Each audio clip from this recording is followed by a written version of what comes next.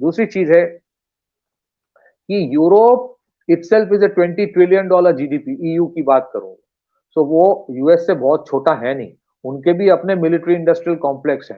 Now the next game which is going to start is this, European countries including Canada, they have started sending signals कि हम US weapon systems नहीं लेंगे। So they are putting pressure, if you are not on our side, so Canada की तरफ से एक statement आया आज by their incoming prime minister, Portugal is already F-35 Portugal cancel.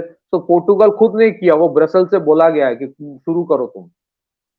Now America मागा वागा जो भी है, मेक अमेरिका ग्रेट अगेन, तुम मैन्युफैक्चरिंग करोगे करके खुद को तो नहीं बेचोगे ना, तुम बाहर बेचना चाहते हो। So they are saying they will use their market कि हम खरीदेंगे नहीं तुमसे। If you want to side with Russia we will not buy your products.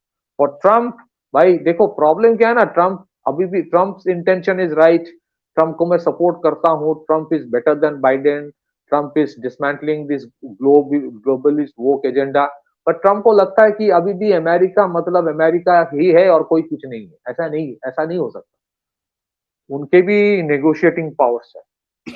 आज Power से politics करता है 25, यार वो। हाँ He plays power आज, politics more than ideological politics.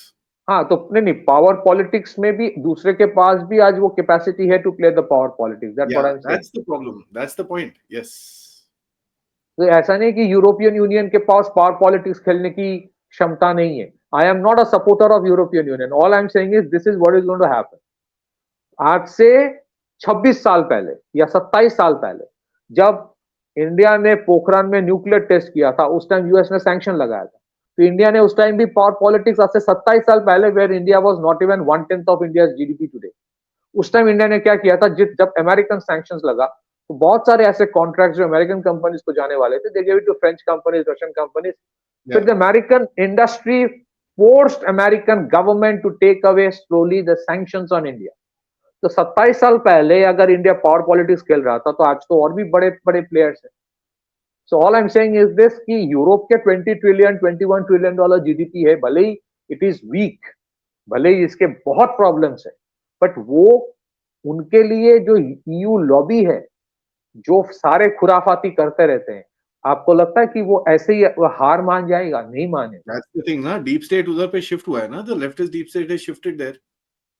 Absolutely, the Western deep state has always been Western Europe centric. Yep. It's only that the American companies were funding it, but it has always been Western Europe centric. अब जितने सारे Soros वाले organisations आप देखोगे, majority of them, उनके headquarters, उनके research institute सब कुछ यूरोप में ही है। वीडेम कहां पे है? These are all based in Europe, Western Europe. Yeah. These are all EU products. World Economic Forum is a EU proposal. America was only funding it because the vote of America और American जो industrialist है या जो investors, asset investors है, asset management company, उनके अपने objective होता है कि दूसरे जगह पे केओस बना के रखो, वीक करके रखो। बट आइडियाज, रिसर्च, ये सब सारे नॉनसेंस तो वेस्टर्न यूरोप का होता है। आप एक चीज नोटिस करके देखो, वेरी इंटरेस्टिंग थिंग, जैसे मैंने पहले भी कहा था, this is a 1200-1300 year old problem starting from the Fourth Crusade, the whole issue from which the Eastern Orthodox Roman Catholic thing happened.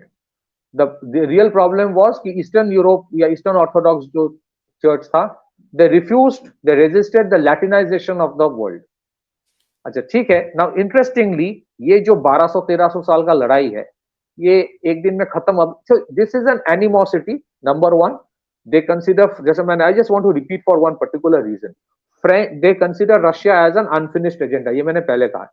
आप एक चीज नोटिस करके देखो, just notice this and I would request your audience also, ये western Europe सबसे ज्यादा democracy की बात करता है, ठीक है? सारे के सारे वेस्टर्न यूरोपियन देशों में, ज्यादातर वेस्टर्न यूरोपियन देशों में monarchy still there. Look at the ultimate thing, monarchy क्यों है? Who is ultimately controlling it? ये मोनार्की खत्म नहीं किया, ये 1200 साल पहले जो मोनार्की था एक एक देश में, वो अभी भी है वहां पे, which means there is a possibility कि अगर वो पावर सेंटर जो यूएस में इन लोगों ने भेज के रखा था आफ्टर 1945, ये अगर क्रम्बल हो जाए, जो ट्रम्प की वजह से क्रम्बल एज पर देम क्रम्बल हो रहा है, तो the monarchies will take it over. ये That's what is monarchy called को इन लोगों ने that's what is called the Crown Council. जो deep state का एग्जैक्टली structure है, तो उसके आप अंदर नहीं Crown Council है। हाँ, तो you are right 100%, that's what I am saying. जो ये कहते हैं ना कि ये कॉन्स्पिरेसी थ्योरी है, मेरा एक ही सवाल है भाई, इन लोगों ने डेमोक्रेसी डेमोक्रेसी चिल्लाता है, मोनार्की खत्म क्यों नहीं किया? देखो साहब क्या हुआ था, मोनार्की इसके अंदर एक थोड़ा माइंडसेट था। सेकेंड वर्ल्ड वॉर के बाद ना इन लोगों ने बोला कि यार ये ना ये यार यूरोपियन ये सारे लड़ते हैं पागलों की तरह, although we make money but you know this fighting shighting and अब तो न्यूक्लियर वेपन्स नहीं यार, ये लड़ना बंद करो। What they did was look at the Marshall Plan. ठीक है, मार्शल प्लान जो आया वहां पर which made Europe pacifist and dependent on a foreign power which is America. उससे हुआ क्या, पैसिफिस्ट जब पावर में आए and the European influence basically shifted to America, ये पैसिफिज्म भी अमेरिका में गया which is become leftist ideology की भाई मेजॉरिटी जो है वो उसका फॉल्ट होता है, minority needs to be protected and जो मर्जी करो फ्रीडम डेमोक्रेसी के नाम पे you should be able to do everything. And उसी के हिसाब से आप देखते हो the structures like USAID, National Endowment of Democracy, ये सब चीजें उसी के तरफ से बाहर निकली, which is the creation of that, you know, equality in the sense sort of a thing कि majority हमेशा खराब होती है, so nationalism is bad, you know, borders are not okay, stuff like that. No, you actually want to keep the nations weak. You want to keep the nations weak. Yeah. Power So that center कोई you know they don't challenge the structure.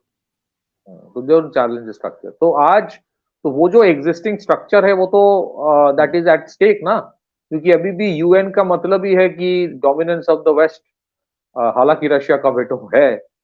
But अगर interestingly आप देखोगे, even during second world war में उन लोगों ने जब देखा कि Germany is all the bunch of on the verge of collapsing, उनका एजेंडा फर्स्ट एंड फॉरमोस्ट को ये था कि रेड आर्मी पहले आने से पहले तुम उसको ऑक्युपाई कर लो, रेड आर्मी आने से पहले। तो फिर वो बर्लिन वॉल जो भी है, तो आई एम सेइंग कि अगर ये सीज फायर से परमानेंट हो जाए ग्रेट एनफ। बट दूसरी चीज है कि देखिए ऐसे सीज फायर से यू आर राइट कि अचानक फिर से लड़ाई शुरू करना नॉट इजी, बट हाँ you will create an operation जहां से Russia will be compelled to retaliate, आप कुछ कर दोगे। जेलेंस्की का क्या जाता है, कोई ड्रोन फेंक दिया, कुछ ये कर कुछ दिया, कुछ करोगे। बोल दिया। So this is where I think कि it's